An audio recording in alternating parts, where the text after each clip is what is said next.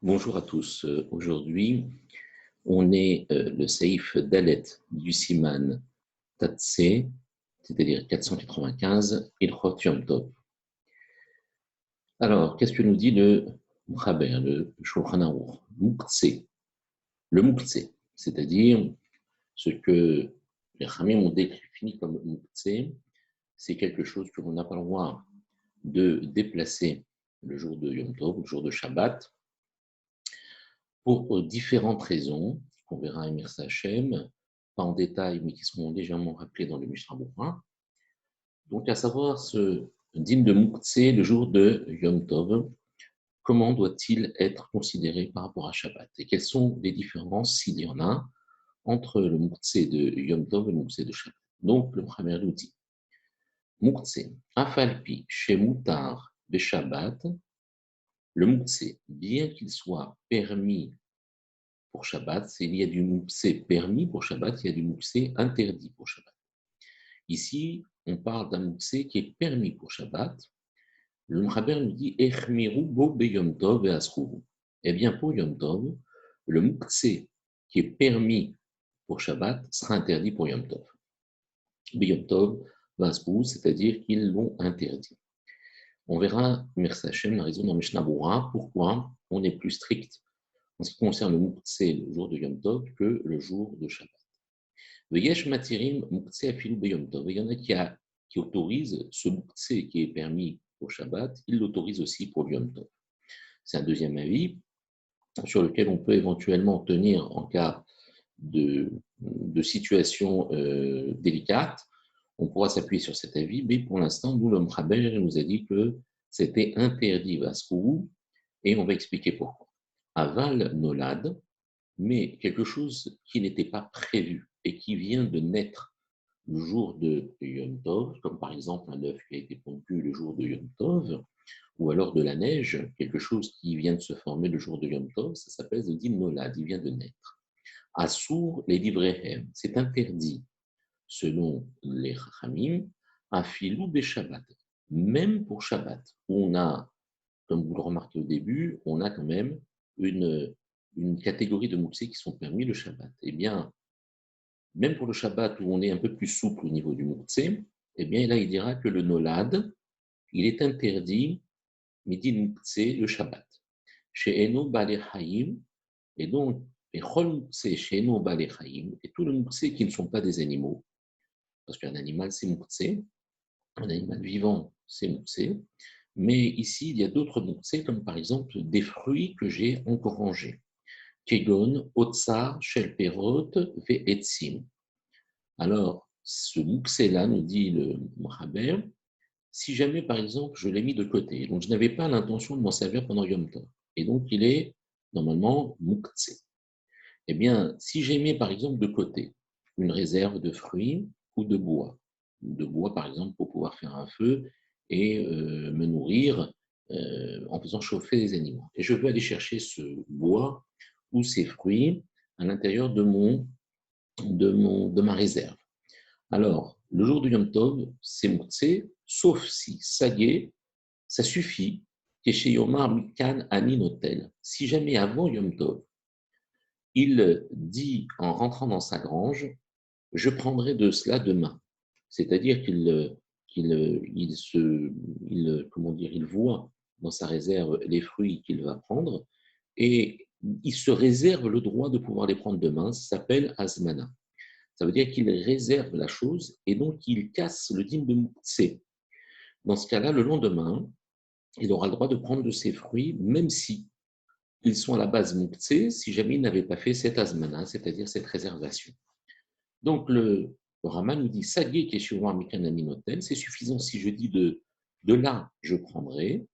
Ve'en sarir sheir shom, et il n'est pas nécessaire qu'il le trace, c'est-à-dire qu'il fasse un signe sur les fruits qu'il voudra prendre demain, qu'il fasse une trace physique en mettant un moyen distinctif pour pouvoir dire ce sont ces fruits, uniquement en les regardant, c'est suffisant.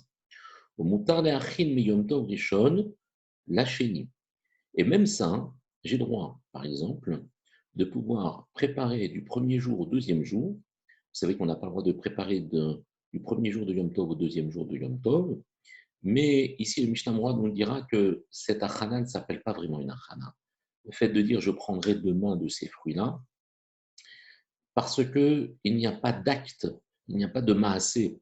Je ne fais aucun acte, simplement je décide, en regardant mes fruits, qu'une partie de ces fruits sera utilisable le lendemain. Je casse la notion de mouktsé, ça ne s'appelle pas un maasé, et donc ça ne s'appelle pas vraiment une achana. C'est pour ça que le premier jour de Yom Tov en Chutz Laaretz, et j'ai le droit de faire cet azmana pour le deuxième jour. B, chez Yamim Tovim, Shel Galouyot, dans le cas où il y a 2 Yamim Tovim, 2 jours de Yom Tov, en Chutz Laaretz, c'est-à-dire en dehors d'Israël. On avait Aïn, les Siman, Shin, Yud, Kol Dine, Moukse. Et va voir dans le Siman 310, Kol Dine Moukse, tous les dinim de Moukse, qui sont relatifs aussi bien Shabbat qu'au jour de Yom Tov. Alors le Mishnah Moura nous dit Moukse afalpi chez Moutar, le Moukse, qui est permis le jour du Shabbat, d'accord? Afalpi chez Moutar be Shabbat. Eh bien, le Mishnah Moura va nous expliquer pourquoi on ne sera plus mahmir pour Yom Tov. Pirouche, del Ael Besiman Shin Yud, l'explication qu'on apporte là-bas dans le Siman 310, il y a plusieurs sortes de mouktsé qui sont permis le Shabbat. Kemo, comme mouktsé mehamat she'omed laschora. Par exemple, un mouktsé qui est réservé à la vente. Un épicier qui habite au-dessus de son magasin, mais qui a réservé donc cette marchandise pour la vente, n'est pas une marchandise qu'il peut prendre le jour de Shabbat, par exemple, de Yom Tov. Ici, le mouktsé que l'on a réservé pour la vente sera permis le jour de Shabbat. O, B, chez Echniso de Otsar, Vendato d'Istapek Mimenu. Ou, par exemple, comment dire, fait rentrer dans sa grange pour le stocker, Vendato d'Istapek Mimenu. Adacharzman. Et il ne s'est pas contenté de cela, Adacharzman, jusqu'à un certain temps. On va expliquer Mersachem. Au Moukse Mehamat Mious, ou un Moukse à cause du fait qu'il est écœurant, Ve'ot Kama Gavene Ach Kolze Ekilu Dafka Beshabbat. Et tout ce type de mouktsé qui sont des mouktsés que les Hamim nous ont permis le jour du Shabbat, des Hamir leinche de lo haishinan, im nekal lo letaltel davar mouktsé yavo laquel beshar esouré Shabbat. Pourquoi les Hamim nous ont permis ce type de mouktsé? Parce qu'ils savent très bien que les gens font très attention à Shabbat. Shabbat c'est Hamour, Beshabbat des Hamir. Leinche, c'est important aux yeux des gens. Velo Haishinan, on ne craint pas que im nekal lo, si jamais on lui permet à cet homme-là, les taltel d'avoir mouxé de, déplacer quelque chose de mouxé, alors yavo leakel beshar esure Shabbat. Il va, les choses vont être à ses yeux, yavo, les kael, les hakel, c'est-à-dire être plus mekil, beshar esure Shabbat, pour les autres esure Shabbat. Pourquoi? Parce que mouxé, ça a pour but de mettre des barrières à l'homme pour ne pas qu'ils enfreignent les dynimes plus graves. Donc, les Ramim ont mis des barrières sur Mouktsé. Maintenant, le Shabbat, étant donné que le Shabbat c'est Hamour, si jamais tu lui permets certaines facilités en ce qui concerne Mouktsé, on ne craint pas qu'il ne déborde. Aval Yom Tov, dès qu'il est laid, mais pour Yom Tov, comme c'est plus, on veut dire, Mekil à ses yeux, c'est plus souple à ses yeux, Yom Tov.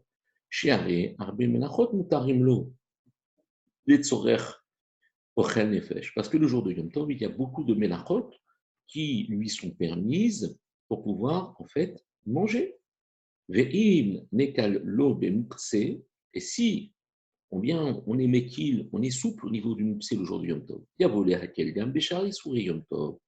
alors là, il risque de déborder et de manquer de considération au reste de Yom Tov, puisqu'il a déjà le droit de faire certaines melachot, alors il va se laisser aller. Les taltel. C'est pour ça que les Khamim ont été encore plus mahmirim et ils m'ont interdit de déplacer même les moutsés qui sont permis le Shabbat. Ou le orlo et même de le manger. Ou le fils farazou. Et selon cette svara, c'est-à-dire cette explication ou cette logique que l'on vient d'expliquer, Behema a remédet les halaba, une bête qui a été destinée à la traite pour prendre son lait. C'est une vache une vache de lait. Vétarné golette, les betsata, ou une poule qui est réservée pour sa ponte. C'est une poule pondeuse. Les shorshel harisha, et un bœuf qui sert à harisha, c'est-à-dire au labour, à sourd des shahatan. C'est interdit de les égorger. Beyom Tov, pourquoi? Parce que si jamais il a réservé ses bêtes pour une autre utilisation que la nourriture, donc elle est sortie complètement de sa tête. Le jour de Yom Tov, il n'avait pas intention de la manger. Du coup, maintenant, elle devient moutsé et il ne peut plus la manger. Et donc, puisque ces bêtes ont une fonction particulière autre que celle d'être égorgées, du coup, le jour de Yom Tov, c'est moutsé. Alors, qu'est-ce que je dois faire? Achinotam, l'écart, jusqu'à ce qu'il les réserve, qu'il les prépare pour cela, mais rêve Yom Tov, depuis la veille de Yom Tov. C'est qu'il ira dans son champ, et même si le bœuf, il l'utilise pour labourer son champ, il dira demain, j'égorgerai ce bœuf pour les besoins du Yom Tov. Alors à ce moment-là, il casse son moutsé par cet asmana et il peut utiliser le bœuf le lendemain ou la poule le lendemain. Vechen kol kehai gavna, et tout ce qui est de ce genre-là, tsarir akana, il faudra une préparation, miberodium, alors qu'il fait encore jour, c'est-à-dire la veille de Yom Tov avant l'entrée de la fête, vedavar chez mutse mechamat nolad, mais une chose qui est mutse parce qu'elle indigne de nolad, ça veut dire qu'elle n'est pas prévisible la veille, elle vient d'être formée ou naître ce jour-là, comme un œuf, comme de la neige. Pshita de la sourde et d'aratam chaber beyom tov. C'est évident que selon l'homme chaber, ça sera interdit dans toutes les circonstances le jour de Yom Tov.